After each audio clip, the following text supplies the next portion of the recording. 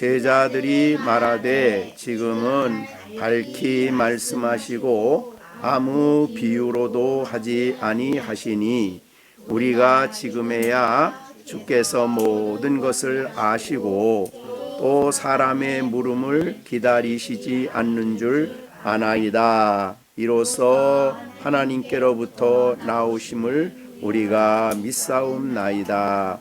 예수께서 대답하시되 이제는 너희가 믿느냐? 보라, 너희가 다 각각 제 곳으로 흩어지고 나를 혼자 둘 때가 오나니 벌써 왔도다. 그러나 내가 혼자 있는 것이 아니니라.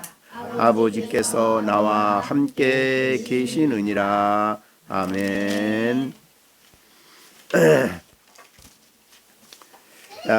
오늘 말씀은 설교의 제목에 있고 또 29절에 있는 대로 제자들이 말하되 지금은 밝히 말씀하시고 아무 비유로도 하지 아니하십니다.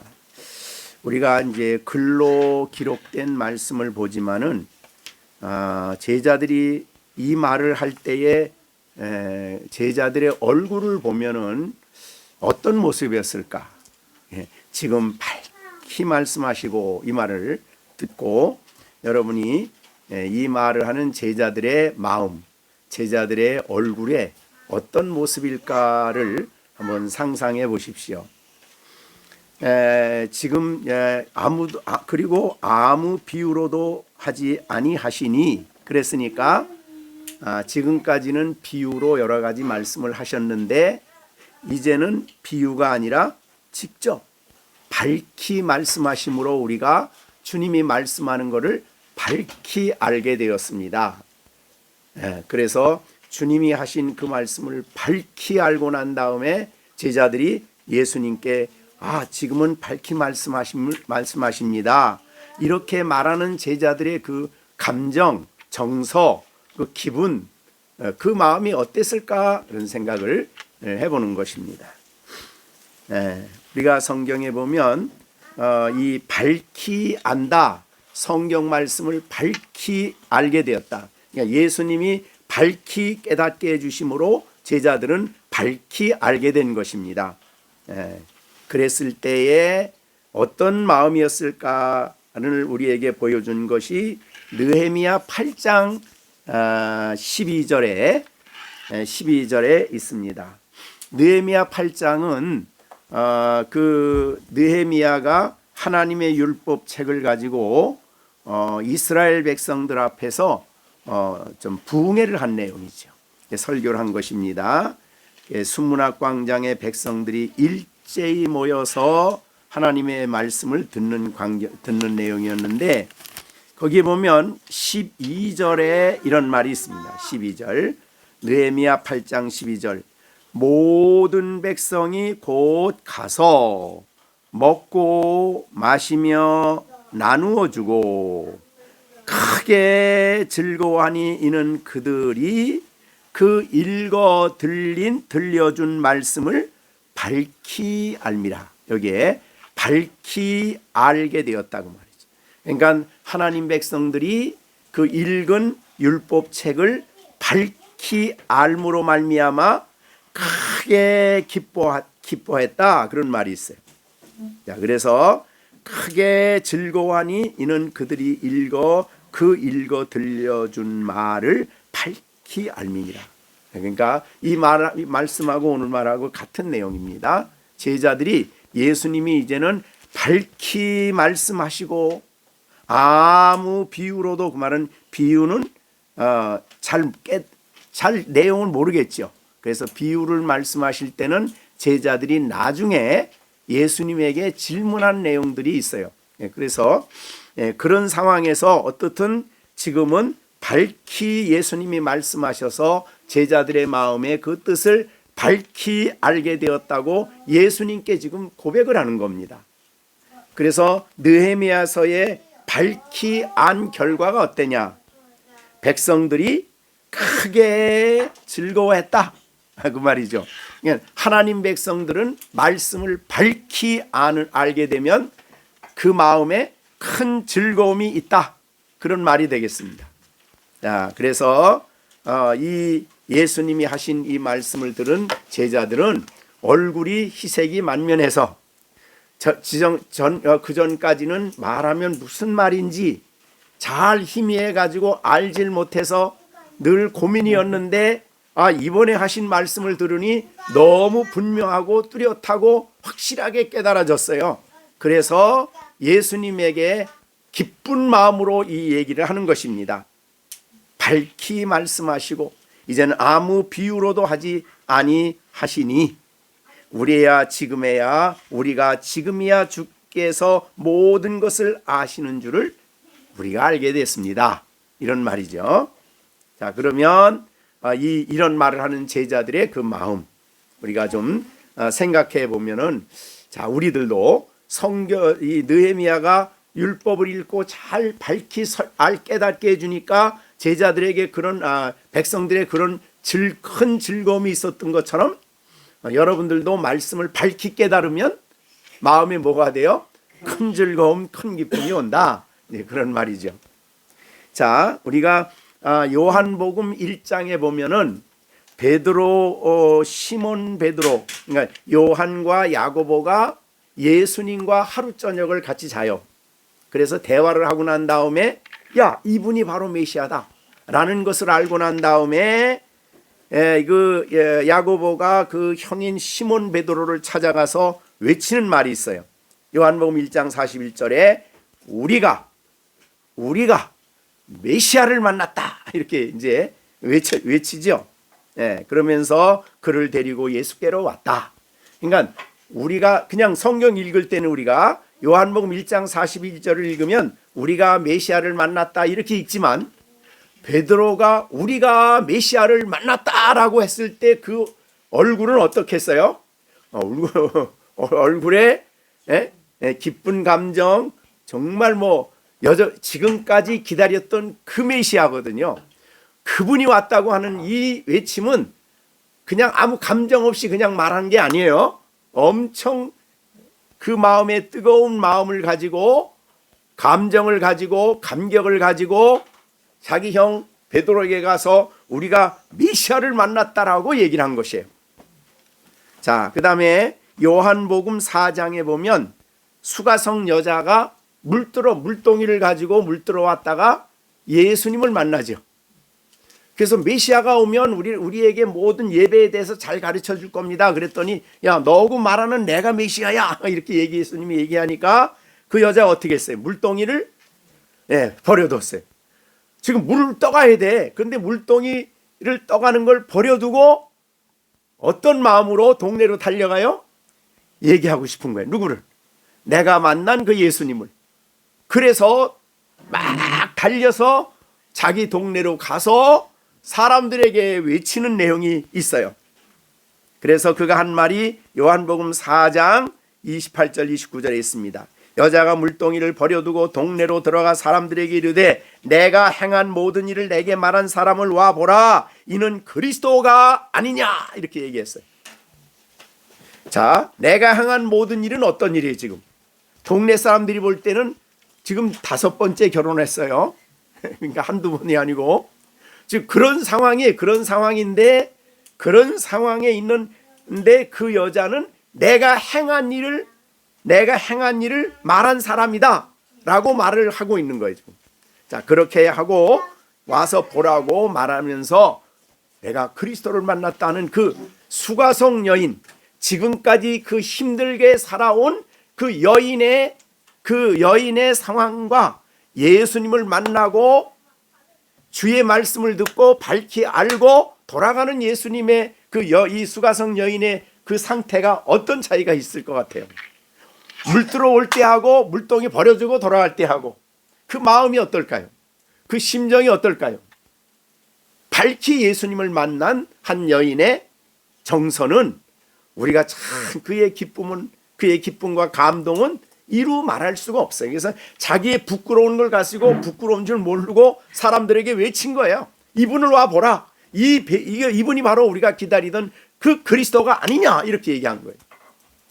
자, 이렇게 진리를 밝히 알고 진리이신 주님을 만난 성도의 변화예요. 자, 우리가 누가복음에 보면은 엠마오로 가던 제자들이죠. 제자들이 엠마오로 갈 때는 슬픈 기색이 가득했어요. 왜? 예수님이 메시아로 알았는데 죽었거든. 그래서 실망을 하고 내려가다가 자기 동네로 내려가. 예수님 제자 노릇하는 거 이제 다 끝났다. 그리고 내려가다가 예수님을 만나죠. 예수님과 대화를 합니다. 예수님이 성경을 율법과 모세의 오경을 가지고 예수가 바로 죽으시고 부활할 것에 대한 것을 자세히 얘기를 했어요. 그들이 그 말씀을 깨닫고 난 다음에 눈이 밝아졌어요. 메시아를 알았어요. 그리고 난 다음에 그 자리에서 그들은 일어나서 예루살렘으로 달려가요. 달려가니까 저녁 때 제자들이 모두가 다 제자들이 모여 있어요. 야, 우리가 살아나신 예수님을 만났다 이러고 얘기를 해요. 그 심정이, 그러니까 예수님을 만나고 진리를 깨달은 성도는 그 예수님을 만날 때와 만나기 전과 만난 후가 너무너무 다른 거죠. 네, 그런 모습을 우리가 볼 수가 있어요. 자, 교회 역사에 있어서 우리가 잘 아는 루터가 로마서 1장 17절을 읽다가 밝히 깨달아지니 어떻게 됐어요? 지금까지 왔던 모든 무거운 짐이 다 끝나버렸어요. 그죠? 지금까지 그 고통하던 이 하나님의 심판대 앞에서 늘 고통하던 루터가 모든 짐을 내려놓게 됐어요. 그리고 난 다음에 그는 복음을 전하기 시작하고 내가 깨달은 이 영광스러운 이 하나님의 의를 발견하고 깨닫고 난 다음에 밝히 알고 난 다음에 종교개혁을 시작한 거죠. 그러니까 성경을 깨닫는다는 게 그렇다 그 말이죠. 로마서 13장 11절은 어거스틴이 예수님을 만나기 전에 이 진리, 이 말씀을 깨닫기 전에 어떻게 했어요? 그는 정말 방황했어요. 정신적으로도 방황했고 윤리적으로도 방황했고 그 다음에 종교적으로도 방황했어요.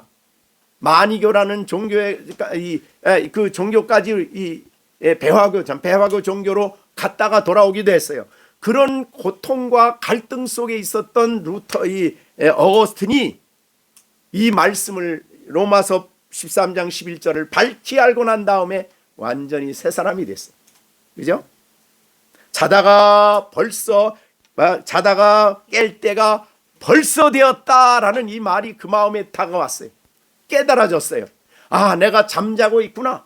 내가 어두운 가운데 깜깜한 가운데 깊은 영적인 잠을 자고 있구나. 깨달았어요. 그래서 고대의 유명한 성자인 어거스틴이 됐어요. 그러니까 말씀을 밝히 아는 일이 그래서 중요한 거예요. 그런데 오늘 본문의 제자들이 예수님에게 말씀합니다. 지금은 주님이 밝히 말씀하시니 그랬어요. 우리도 신앙생활하고 또 설교 말씀을 듣고 믿음 생활하는 여러분들에게도 나도 이와 같이 우리가 진리의 말씀을 또 성경 말씀을 밝히 알므로 예배 전과 예배 후가 성경 읽기 전과 읽은 후가 우리의 인생에 있어서 밝히 알므로 새로워지는 그런 삶이 사실은 우리들에게 있어야 되는 것입니다. 지난 시간과 이제 연결이 되긴 하는데 그랬습니다. 제자들은 여전까지는 밝히 알미 없었기 때문에 힘들었어요. 그런데 밝히 알고 난 다음에는 그들은 정말 새 힘을 얻었어요. 물론 우리가 알고 보면 아직도 예수님이 겟세마네 동산에 가기 전이에요. 그래서 그 다음에 32절에 너희가 다 제 곳으로 흩어지고 나를 혼자 둘 때가 왔다. 이 상황은 밝히 알아서 굉장히 기뻤는데 이제 얼마 안 있으면 예수님을 포기하게 되고 흩어지는 이런 상황이 벌어질 수는 있지만은 그럼에도 불구하고 지금 이 말씀하는 이 상황 속에서는 그런 마음의 감동과 감화가 있었다. 우리도 그런 이 말씀이 우리에게 주시는 그런 교훈을 마음에 담고 오늘 말씀을 듣도록 해야 되겠습니다. 자, 이 말씀을 밝히 안다는 것은 이 칼빈이 말한 대로 이 말씀은 사실은 내용이 제자들을 알았다는 이 내용이 사실은 너무 우리보다는 훨씬 제한적이죠. 왜요? 그 다음에 아까 본 대로 흩어질 것이고 예수님을 3번 부인할 것이고 뭐 이런 상황이 아직도 있어요. 그렇지만 자, 이 밝히 안다는 이 말씀이 지금은 이 어느 걸 밝히 한 거냐면 27절이에요. 27절. 자, 27절 한번 보겠습니다. 이는 너희가 나를 사랑하고 또 내가 아버지께로부터 온 줄 믿었으므로 아버지께서 친히 너희를 사랑하신다. 이게 아버지께서 친히 너희를 사랑하신다. 어렵질 않지요. 하나님 아버지께서 너희를 친히 사랑한다. 자, 이 조금 앞에 가보면 25절에서 예수님이 어떤 말을 했나 보세요. 이것을 비유로 너에게 일렀거니와 때가 이르면 다시는 비유로 너에게 이르지 않고 아버지께 대한 것을 밝히 말한다고 했는데 밝히 얘기한 게 뭐예요? 아버지는 친히 너희를 사랑한다. 그러더니 제자들이 그거야 밝히 알게 됐죠. 야, 그 순서가 그렇습니다. 자, 그래서 이 아버지께서 아버지에 대해서 밝히 얘기한다고 하면서 나를 이 땅에 보내주신 그 하나님 아버지가 너희를 친히 사랑한다. 그러니까 제자들은 그 얘기를 듣고 이제 비유로 말하지 않고 밝히 말씀해 주시니 너무너무 감격스럽습니다. 이렇게 얘기한 내용이 되겠어요. 자, 그런데 이들이 아버지를 이 예수님이 하나님이 그들을 사랑했다는 이 내용을 친히 아버지가 너희를 사랑한다는 이 사랑의 양을 생각해 보면 얼마나 알겠습니까?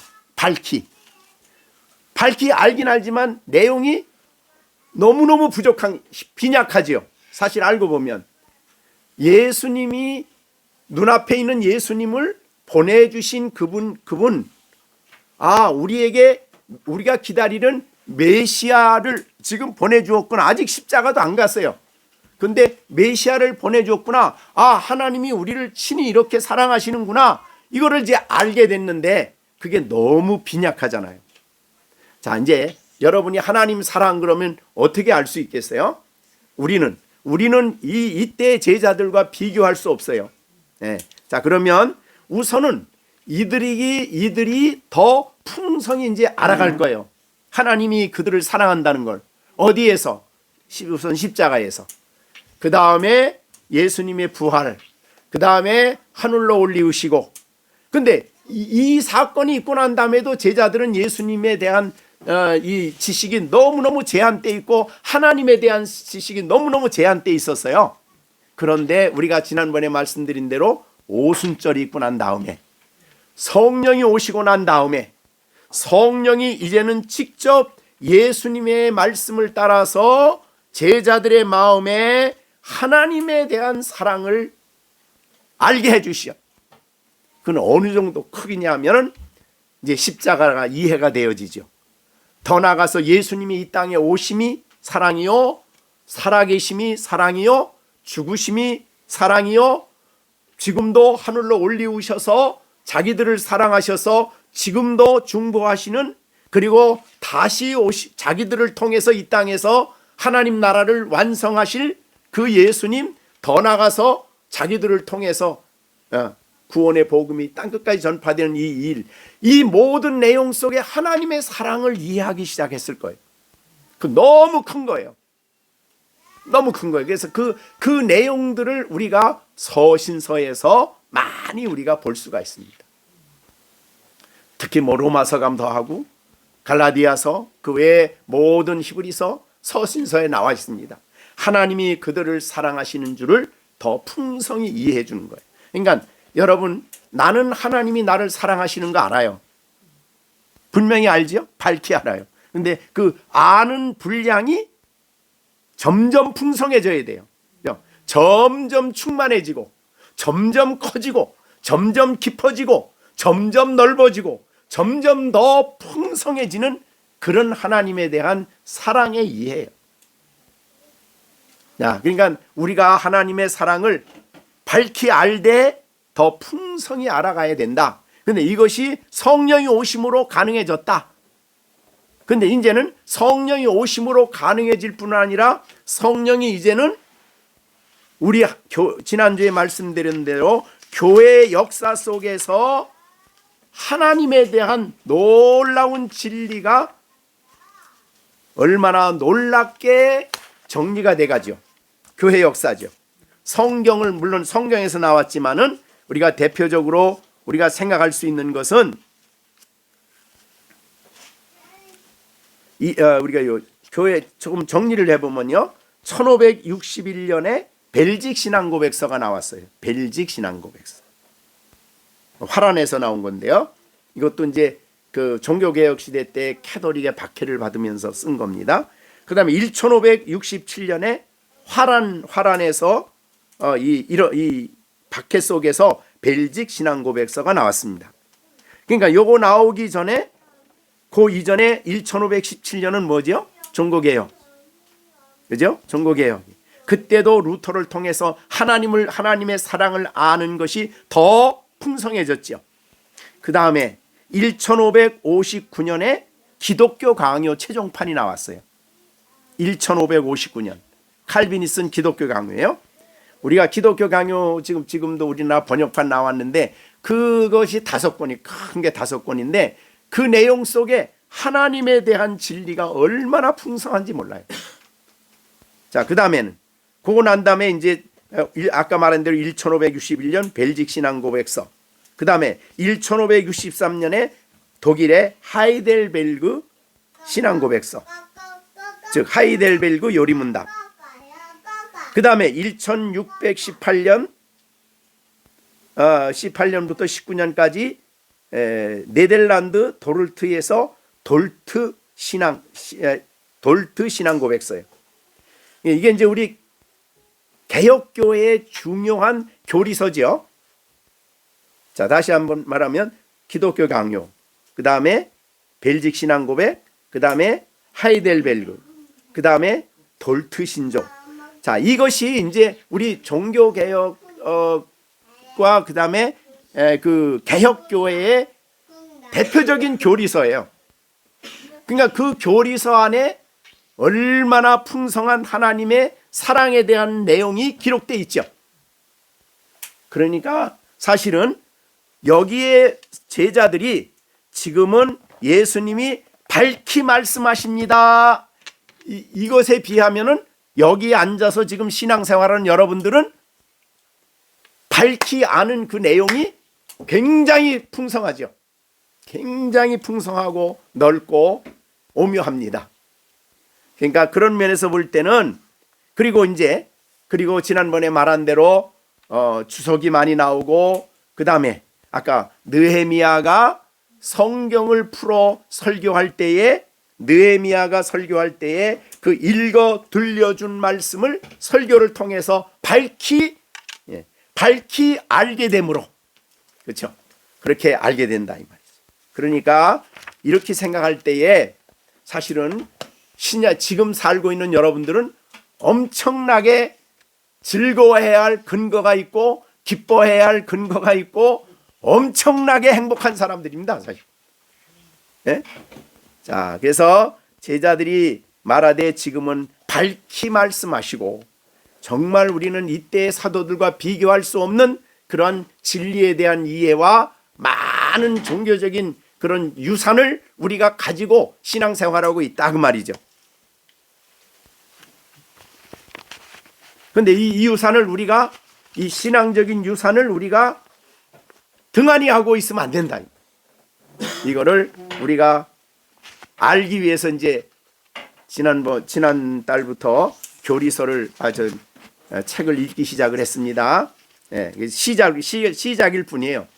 네, 앞으로 많이 이제 그걸 보면서 우리가 이 말씀들을 하나하나 더 풍성히 이해해갈 수 있는 그런 우리가 되었으면 좋겠습니다.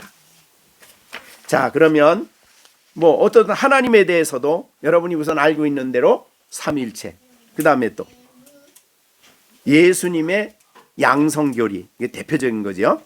그 다음에 하나님의 속성, 그 다음에 선택, 유기, 예정, 하나님의 세상 창조, 섭리, 뭐 이런 것들은 우리가 다 배워야 될 문제지요.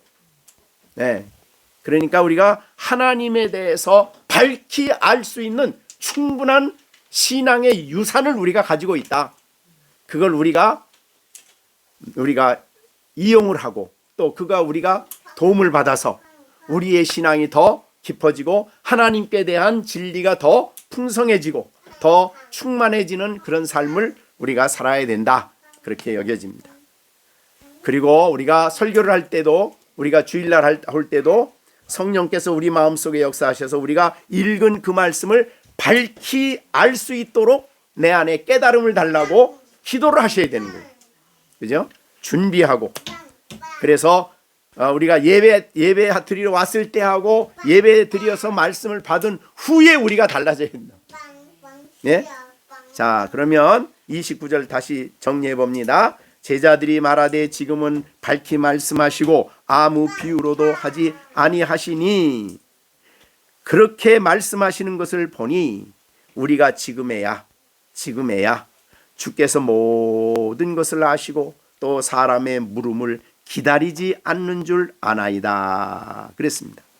주께서 모든 것을 아시고, 이 말이 무슨 말이냐면 제자들을 다 안다 그 말이죠. 그래서 알기 때문에 감당 못할 진리는 얘기 안 하시고 그들이 감당할 수 있는 이야기만을 해주신 거예요. 그들의 영적 상태를 아시고 그랬다 이 말이죠. 자, 우리가 12절 한번 보겠습니다. 16장 12절. 내가 아직도 너희에게 이를 것이 많아. 그죠? 말할 것이 많아. 그런데 지금은 너희가 감당을 못해. 자, 우리는 왜 예수님께서 다 얘기 안 해주셨냐면 감당할 수가 없어요. 제자들을 알아. 수준을 알아. 그래서 이제 나중에 성령이 오시면 지금 내가 미리 말하고 싶은 것을 그때 너희에게 많이 이야기해 줄 거다. 그게 바로 이제 신약의 내용들이 그래서 나중에 기록이 됐어요. 신약. 사도들을 통해 사도들 속에 성령이 감동을 하셔서 성령의 감동으로 예수님께 받아 말한 것이 신약이에요. 그러니까 사도들이 쓰여지긴 했지만 사도들 개인의 생각으로 쓴 게 성경이 아니에요. 예, 성령이 사도들을 사용하셔서 이 신약 성경을 완성하게 하시고, 그래서 신약은 예수님 계실 때 쓴 거 아닙니다. 그죠? 예, 예수님이 부활 승천하시고 성령 오시고 난 다음에 성경이 쓰여지기 시작해가지고 AD 100년경 마지막 사도 요한계시록이 마지막으로 쓰여진 거예요. 그러니까 그때야 감당이 되는 거예요. 근데 여러분은 지금 어느 시대라고요? 그들과 비교할 수 없는 성령의 충만함을 받고 사는 그런 시대에 살고 있으니까 여러분은 감당할 수 있는 수준이 충분히 되죠. 게을러서 그렇지. 우리가 열심을 내지 않아서 그렇지. 사실은 여러분들은 기도하면서 성령의 도움을 가지고 성경적인 많은 신앙의 유산을 가지고 성경을 여러분들이 연구하고 생각하고 묵상하고 하면은 충분히 감당할 수 있는 내용을 하나님이 다 준비해 주신 거예요. 그렇죠. 그러니까 이 시대를 살아가는 여러분들은 참으로 복이 있다. 그렇게 볼 수 있어요. 자, 그래서 30절 봅니다. 우리가 지금에야 주께서 모든 것을 아시고 그랬습니다. 그래서 아시기 때문에 그들의 수준에 맞게 필요에 맞게 적절하게 하나님께서 말씀해 주신다 그 말이죠. 그 다음에 또 사람의 물음을 기다리지 않는 줄 아나이다 라고 했습니다. 사람의 물음을 기다리지 않고 그가 뭐가 필요한지 아시기 때문에 적절하게 말씀해 주신다 그 말이죠.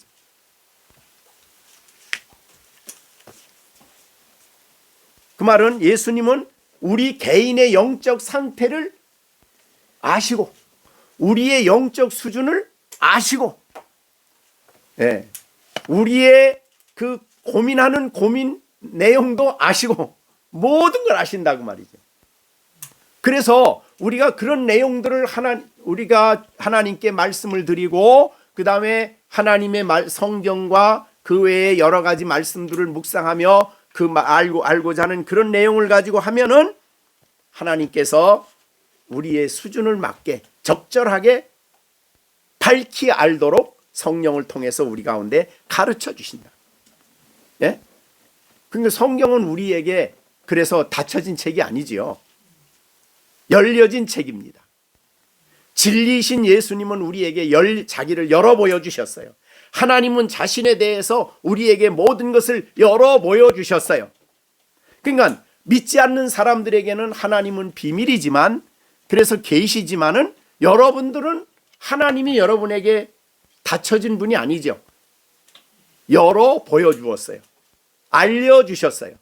그래서 여러분들이 밝히 하나님에 대한 진리를 밝히 알도록 그렇게 허락하시고 우리가 그런 시대에 살고 있다 그 말이죠. 자, 그래서 30절 우리가 지금에야 주께서 모든 것을 아시고 또 사람의 물음을 기다리시는 줄 아나이다 라고 하신 겁니다. 그러니까 예수님은 우리를 다 아십니다. 그래서 그전에는 감당할 수 없으니까 비유로 말씀하시다가 이제는 밝히 말씀해 주시고 지금도 감당 못할 부분에 대해서는 나중에 성령을 통해서 해 주신다고 예수님이 말씀하신 거예요. 자, 그러니까 우리가 이 놀라운 성경 말씀과 이 하나님에 대한 영광스러운 진리들을 우리가 알지 못하고 살아가는 것은 사실은 부끄러운 일이죠. 그죠? 자, 우리가 하나님의 속성, 하나님의 속성만 생각해도 너무 내용이 많잖아요. 그죠? 하나님의 속성이 뭐가 있어요? 거룩, 공의, 사랑, 얼마나 많습니까? 지혜, 능력, 이런 것이 엄청 많아요. 우리가 하나님의 능력만 생각해도 우리는 하나님 앞에 담대하게 기도하며 살아갈 수 있죠.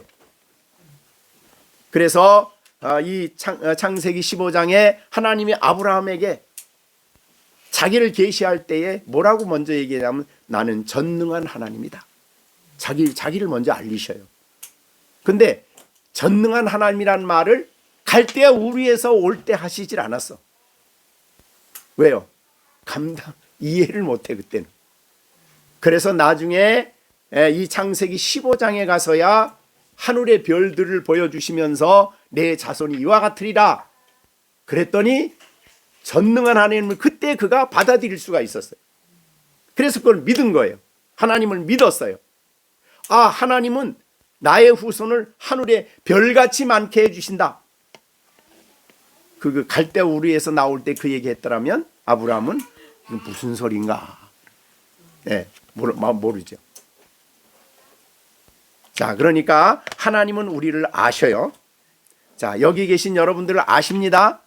그러니까 아시고 또 여러분의 질문을 통해서만 여러분을 아시는 분이 아니에요. 물음을 기다리고야 제가 이런 고민이 있구나 그렇게 아시는 분이 아니에요. 여러분의 마음속에 생각 속에 있는 모든 것들을 사실은 여러분이 아는 것보다 더 잘 아셔요. 그러니까 나에 있는 그대로를 하나님 앞에 내어놓고 겸손하게 성경을 펴고 하나님 말씀을 듣고자 내 문제에 대한 답을 알고자 하나님 앞에 말씀을 드리고 또 말씀드리지 못한다고 하더라도 나의 고민을 아시고 나에게 필요한 말씀을 적절하게 우리에게 밝혀주실 수 있는 살아계신 하나님이라고 말이죠. 그래서 여러분들이 성경을 읽고 깨달아질 때에 나를 아시고 그걸 깨닫게 해주시는 거예요. 네? 내가 지금 어떤 상황인지 아시고 알려주시는 거예요. 그래서 그냥 성경을 막 깨달아졌다 그냥 지나치면 안 되는 거예요. 왜? 나의 상황을 아셨기 때문에 이 말씀을 주신 거거든요. 깨닫게 해주신 거거든요. 그러니까 왜 그러면 이것을 나에게 깨닫게 해주셨는가, 왜 밝히 알게 해주셨는가를 돌아보고, 그리고 그 나의 문제와 문제와 관련해서 생각하고 적용하고 그 말씀에 따라 우리가 행동을 해야 되는 거죠. 이것이 바로 우리는 지금에야 주께서 모든 것을 아시고 또 사람의 물음을 기다리시지 않는 줄 아나이다라는 이 고백을 하는 성도의 모습이에요. 다 아십니다. 하나님 여러분 모르는 거 하나도 없습니다. 네. 어느 정도 하나님이 여러분의 모든 것을 아십니까? 네. 어느 정도 아는 것 같아요? 네. 시편 139편 1절부터 보면 그랬죠. 나를 살펴보셨으므로 나를 아시나이다. 그리고 내가 앉는 것도 아시고 일어서는 것도 아시고 멀리서 나의 생각도 밝히 아시고 나의 모든 가는 길도 아시고 내가 눕는 것도 살펴보셨으므로 나의 모든 행위를 익히 아시고. 그러니까 아시기 때문에 때로는 미리 말씀해 주실 수도 있고, 그죠? 미리 준비해서 준비한 말씀으로 주실 수도 있고. 그러니까 너무너무 우리의 전체를 아시기 때문에 적절하게 우리에게 말씀을 하실 수 있는 분이시라 그 말이죠. 그래서 기대를 하셔야 돼요. 여러분이 성경을 읽을 때 기대를 좀 하시고, 오늘 하루 나의 갈 길을 다 아시고 내가 부딪힐 문제도 전부 다 아시고 나의 전체 감정과 모든 것을 아시는 주님이 오늘도 나에게 필요한 말씀을 밝히 알려주실 거다. 그런 기대를 가지고 하나님의 말씀을 펴고 기대를 가지고 성경을 읽고 그 다음에 기도하고 그 다음에 주일날 말씀을 사모하며 우리가 와야 되는 거예요. 그러면 하나님은 우리를 아시기 때문에 적절하게 자신의 말씀을 우리에게 깨닫게 해주시고 필요한 것을 우리에게 알려주신다. 자, 이런 하나님을 모시고 사는 게 성도들입니다. 하나님은 무지한 분으로 생각하면 안 돼요. 인격이 없는 분으로 생각하면 그건 우상이에요. 인격이시고 살아계신 분이셔요. 그렇기 때문에 하나님은 우리의 모든 삶에 어떻게 대처해야 될지 아시는 하나님이십니다. 그리고 적절하게 그때그때마다 우리의 삶 속에 말씀을 통해서 암시하시고 지도하시고 역사하시는 분이시죠. 자, 이런 분이 오늘 그러면 여기서 제자들이 특히 안 건 뭐냐? 안 건 뭐냐? 밝히 여기서 안 건 무엇이냐? 그 아까 27절이죠. 뭐예요? 하나님께서 아버지께서 친히 너희를 사랑하신다. 친히 너희를 사랑하신다. 이게 지난주에도 말씀한 내용입니다. 이 사랑의 내용이 얼마나 풍성하겠습니까? 자, 우리가 성탄절 그러면 여러분이 어떤 생각이 드세요? 성탄절 그럼 뭐가 얼른 생각이 나세요? 선물 받을 거 생각합니까? 제일 먼저 생각하는 것은 하나님 사랑이죠. 왜? 아들을 보내주셨으니까. 이 땅에 아들을, 하나님의 아들을 보내주심이 인간으로 이 땅에 오심이 우리를 향한 사랑 때문입니다. 그리고 왜 아기로 오셔야 돼요? 왜 때가 되면 아기로 오셔야 돼요? 왜 어른으로 안 오고? 우리의 그러니까 우리 태중에서부터 지은 죄까지를 다 짊어지셔야 되는 거예요. 우리의 부모의 태중에서 무슨 죄가 있을까? 죄 아래 태어나기 때문에 죄인이에요. 그러니까 어거스틴은 그래서 내가 태중에서 발로 어머니 배를 찬 것도 죄다 그랬어요. 참회록에 보면은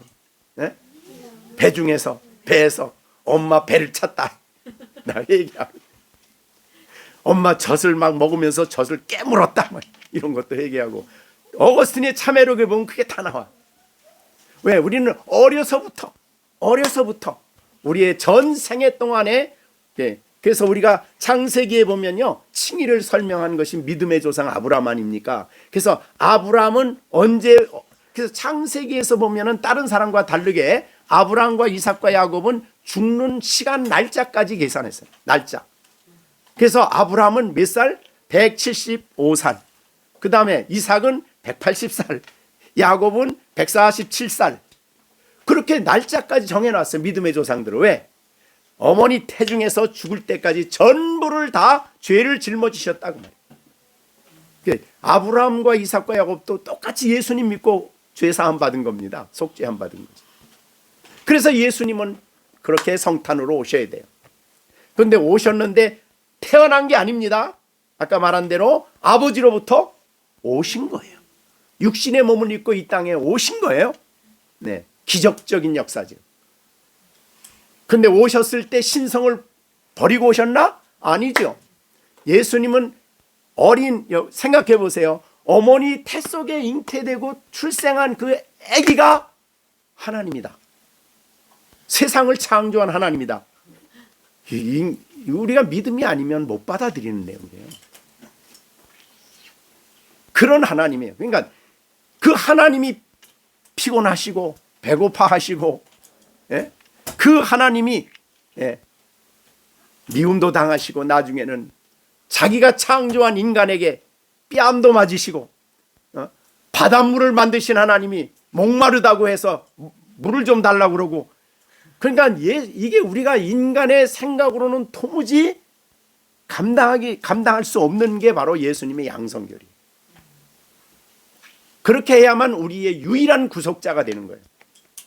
그리고 그분이 이 땅에 어려서부터 오셔서 율법을 완성하셔야, 그래서 이걸 우리가 두 가지로 얘기하죠. 예수님이 율법을 완성하실 때에 이 예수님은 어떤 마음, 어떻게 그걸 하셨습니까?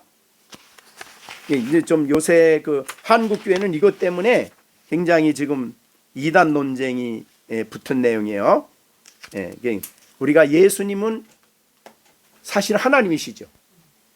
율법을 안 지켜도, 율법을 지키지 않고도 하나님이시죠. 그런데 왜 이걸 능동적 순종이라 그래요? 능동적으로 왜 율법을 다 지키셨어요?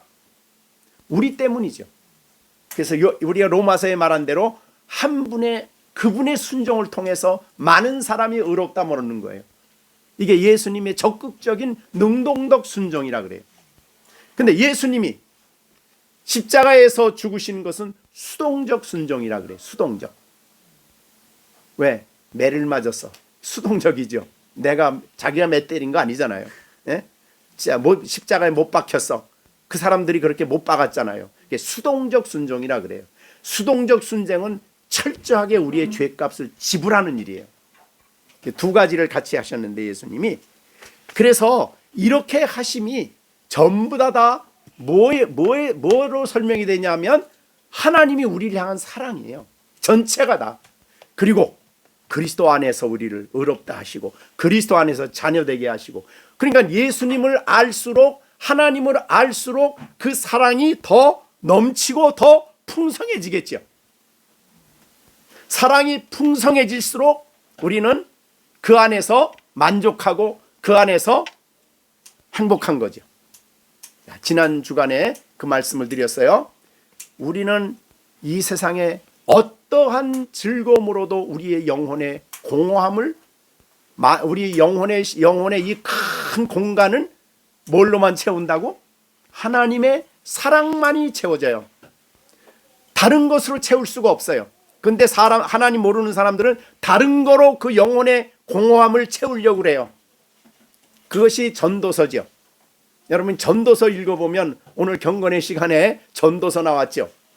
자, 기쁨을 얻으려고, 즐거움을 얻으려고, 희락을 얻으려고 그가 무슨 일을 합니까? 전도서 2장에 보면 그가 뭘 하죠? 뭐 공원도 만들고 과실도 심고, 그 다음에 음악도 하고, 그 다음에 처첩도 많이 가져보고, 몇 명 정도? 1000명 정도 처첩도 가져보고, 이 세상에 자기가 하고 싶은 일은 다 했어요. 보고 싶은 거 다 봤어요. 다 보고 난 다음에 그가 결론적으로 무슨 말을 했냐면, 이 땅에서 내가 향한 일은 수고뿐이다. 헛되고 헛되니 모든 것이 헛되다. 허무주의죠. 그러니까 아무리 세상에 모든 걸 다 채워도 하나님의 사랑 아니면 채워지지 않는 것이 인간의 심정, 그 영혼의 그 공간이에요. 그걸 다른 걸로 채우려고 그러니까 방황을 하는 거예요. 여기에서 해보고 저기에서 해보고 이것도 해보고 뭐 관광도 해보고 뭐 보는 것도 해보고 별거 다 해봐도 안 채워지는 거예요. 그러니까 방황하는 거지. 하나님 떠난 인생이에요. 하나님을 등지고 사는 인생의 삶의 모습이 전도서예요. 다만 하나님의 사랑만이 우리가 그 안에서 안식하고 그 안에서 족하고 그 안에서 기뻐하고 그 안에서 감사하며 살아갈 수가 있다고 말이죠. 자, 그렇기 때문에 여기에 오늘 본문에 있는 대로 하나님이 친히 그랬어요. 이 사랑 언제부터 시작이 됐어요? 27절에 아버지께서 친히 너희를 사랑했다. 언제부터? 그리스도 안에서 에베소에 보면은 언제부터? 창세전에 우리를 영원전에 우리를 선택을 하시고 우리를 사랑하시고 우리를 이 땅에 오게 하시고 우리를 그렇게 불러내시고 자녀되게 하시는 이 놀라운 하나님의 사랑의 깊이예요. 그래서 사랑의 깊이, 사랑의 넓이, 사랑의 높이, 사랑의 이 길이는 우리가 영원토록 다 헤아릴 수 없지. 그것만이 우리 영혼의 공간을 채워서 그 안에서 우리가 행복한 성도의 삶을 살아갈 수가 있습니다. 그래서 시편 90편 모세의 고백을 한번 보세요. 시편 90편에 보면은 모세가 14절에 이런 말을 했어요. 90편 14절. 아침에 14절입니다. 아침에 주의 인자하심이 우리를 만족해 하사 그 다음에 우리를 일생 동안 즐겁고 기쁘게 하소서. 그게 바로 여기 인자가 사랑이거든요. 우리가 언약 안에 있는 백성에 대한 특별한 사랑이에요. 인자가. 그러니까 아침마다 주의 인자하심만이 우리를 만족해요. 먹는 것 가지고 못 만족해. 다른 이 세상에 어떤 것보다도 만족이 없어요. 하면은 또 하고 싶어. 왜? 만족이 안 되니까. 안 돼. 만족이 없어요. 그래서 방황을 하는 거예요. 방황. 하나님 떠나니까. 그러나 여기에 14절에 보면 인자하심이 우리를 만족해 하시는데 그 만족이야말로 우리의 일생 동안 즐겁고 기쁜 거예요. 일생 동안 즐겁고 기쁘게 하소서. 그 인자하심, 그 사랑만이 우리 안에 그와 같은, 이 사랑이 풍성한 사람은 다른 사람의 사랑이 좀 부족해도 불평하지 않고 내가 오히려 그 사랑을 주려고 하고 그 사랑을 나타내려고 하고 그 사랑으로 수고하려고 하는 거예요. 자, 그러면 왜 이런 우리가 지금 여기 아는 건 이거예요. 밝히 말씀하신 것 첫째, 아버지가 친히 너희를 사랑했다는 것을 말씀하셨어요. 그 다음에 그 앞에 두 가지예요. 너희가 나를 사랑하고 27절 너희가 나를 사랑한다. 이것도 밝히 말씀하셨어요. 근데 제자들이 예수님 사랑은 아직은 형편없죠. 그래서 이 사랑은 필레오라고 쓰지 아가페를 안 써요. 원문에는. 예수님이 물어보는 것은 아가페가 아니에요. 아가페는 하나님의 사랑을, 십자가의 사랑을, 구속의 사랑을 체험한 성도가 다른 사람에게 표현할 수 있는 사랑이에요. 근데 악이 부족하거든요. 그래서 너희가 나를 사랑한다. 자, 제자 12명, 11명의 제자에게 여기 지금 가룟 유다 나갔어요. 여기 없어요. 사랑, 예수님 말씀하시면서 너 나 사랑하니? 그렇게 질문하지 않고 너희가 나를 사랑하고 있다. 이게 명확하죠. 그 다음에 두 번째입니다. 내가 아버지께로부터 온 줄을 너희가 믿는다. 그럼 믿어요. 제자들 그거 믿어요. 이제 근데 보십시오. 아버지께로부터 온 줄을 믿었으므로 아버지가 친히 너희를 사랑하시느니라. 그러고 28절 뭐라 그럽니까? 내가 아버지께서 나와서 세상에 왔고 다시 세상을 떠나 아버지께로 가노라. 이 말하면 여러분들 알아들어요, 못 알아들어요? 지금 여러분들 알아듣잖아요. 근데 제자들은 몰랐어. 그래서 몰라서 제자들 보세요. 뭐라고 하나? 제자 30절. 자, 지금 우리가 지금에야 주께서 모든 것을 아시고 또 사람의 물음을 기다리지 않은 줄 아나이다. 이로써 하나님께로부터 나오심을 우리가 믿사옵나이다. 어디도 얘기해야 돼요. 자, 28절의 말씀을 본다면 예수님이 아버지로부터 오셨고, 이것만 얘기하면 안 되죠. 그다음 뭘 얘기해야 돼요? 다시 세상을 떠나 아버지께로 가실 줄을 믿습니다 해야 될 거 아니에요. 근데 제자들은 뭐만 얘기해요? 아버지께로부터 오심을 우리가 믿습니다. 뒷거는 빼. 왜 뒷거는 뺐을까요?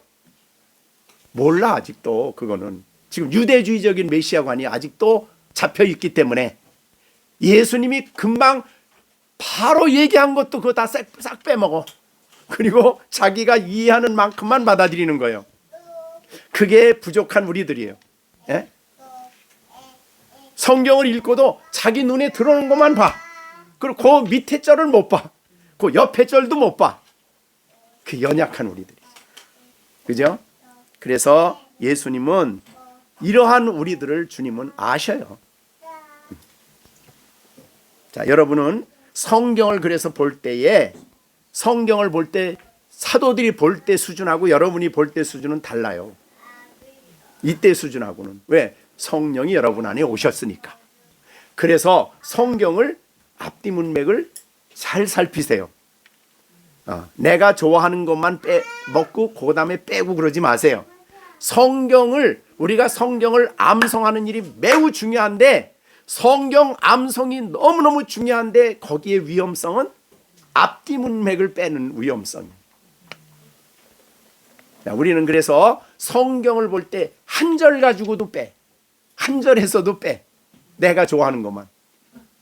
그러면 안 된다 그 말이죠. 성경은 전체적으로 주님이 뭘 말씀하시는지 다 받아들이고 그걸 다 믿어야 되는데 내가 좋아하는 것만 믿어. 그러면 안 된다. 수준이 아직도 작은 거예요. 자, 그래서 우리가 아버지께로부터 나오심을 우리가 믿사옵나이다. 사실은 우리가 믿사옵나이다 그랬더니 예수님이 네가 나 믿느냐? 너희 이제 너희가 믿느냐? 자, 그러니까 그 제자들이 믿느냐는 수준이 어느 정도를 주님이 아셨어요. 그리고 난 다음에 32절에 뭐라 그래요? 너희가 다 각각 제 곳으로 흩어진다. 그들의 믿음 수준이에요. 물론 나중에 예수님이 은혜를 주셔서 이 오순절 이후에는 이들이 정말 믿는 사람이 됐죠. 담대하게 믿어서 복음을 전하고 사도들 중에 다 순교했어요. 사도 요한 외에는 다 순교를 해요. 그런 길을 갔지만 이때 수준은 이런 거예요. 너희가 믿느냐? 나를 믿는다고 하느냐? 근데 왜 이 말을 했을까? 예수님이 그랬어요. 너희가 믿느냐? 또 제자들은 뭐라고 그랬어요? 우리가 믿나이다.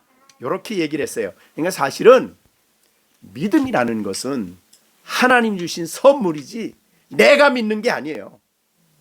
그래서 하나님 주신 믿음을 가지고 제가 주님을 믿습니다. 이게 원칙이에요, 사실. 하나님이 주신 믿음이 아니면 우리 믿음은 굉장히 보잘것이 없어요. 금방 변화가 됩니다. 금방 변합니다. 자, 그러면 여러분들은 우리가 이제 주신 교훈을 몇 가지 정리해 봅니다. 자, 성경을 읽을 때에 밝히 아시고 밝히 알려주도록 기도하며 성경을 봐라. 설교 듣고도 밝히 알도록 해라. 우리는 이것은 기도하면서 준비하고 또 성령이 내 안에 밝혀주시도록 그렇게 성경을 말씀을 들어야 됩니다. 자, 엠마오로 가는 제자들이 예수님이 성경을 풀어주실 때 마음에 뭐가 일어났냐면 마음이 뜨거웠어요. 그러니까 마음에 영향이 왔죠. 그래서 누가복음 24장에 예수님이 성경 말씀을 27절에 선지자의 글로 시작하여 모든 성경에 쓴 바 자기에 관한 예수님에 관한 것을 자세히 설명했어요. 그리고 그때의 그 마음을 32절에서 얘기를 해요. 그들이 서로 말하되 길에서 우리에게 말씀하시고 우리에게 성경을 풀어주실 때 우리 속에서 마음이 뜨겁지 아니하더냐. 밝히 알려주시도록 우리가 성경을 읽고 또 설교를 들을 때도 그런 기도하는 마음을 가지고 성령이 우리 마음에 그 진리의 말씀을 밝히 알을 때까지. 그 설교자는 그거 하는 거 아닙니까? 성경을 풀어서 설명해 줄 때에 여러분은 그 말씀을 밝히 알고 그 말씀이 내 마음에 뜨겁게 다가오도록 준비하고 기도하고 그렇게 해야 돼요. 이거는 우리가 준비를 하셔야 돼요. 여러분들이 기도하시고 준비하고 주일날 와서 설교 들을 때도 그런 마음을 가지셔야 해요. 자, 그러면 여러분들이 오늘 그렇게 말씀에 대한 반응이 그래야 된다. 두 번째 주님은 우리를 다 아신다. 우리가 우리 모든 것을 아셔요. 어느 정도 내가 질문할 필요가 없을 정도로 우리를 다 아셔요. 그래서 우리의 마음속에 생각 속에 있는 것을 답변해 주시기 위해서 적절하게 우리의 가는 길을 아시고 우리의 모든 상황을 아시는 주님이 말씀해 주시는 거예요. 자, 그러면 여러분은 우리는 그 말씀을 듣기 위해서 미리 준비를 하라. 자, 세 번째, 하나님 말씀은 내가 좋아하는 것만 받지 마시고 전부를 받아라. 그죠? 전체 주님이 말씀하려고 하는 전체를 이해하도록 노력을 해라. 그래서 반쪽만 받지 마시고 전부를 받으셔야 됩니다. 그리고 우리의 믿음은 하나님이 주신 믿음이다. 이것을 우리가 굳게 붙잡고 신앙생활하는 여러분들이 되시길 바랍니다. 다음이 51번째 주일이죠. 그러면 이제 다음 주 33절에 끝날 거예요. 그래서 32절과 33절에서 이제 예수님의 그 6월절 설교가 끝이 납니다.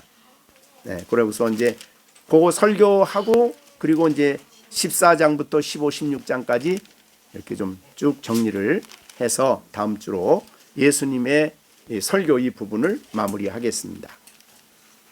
이게 벌써 지금 이제 마무리했는데 14장에 뭐 했지? 15장에 무슨 얘기가 있었지?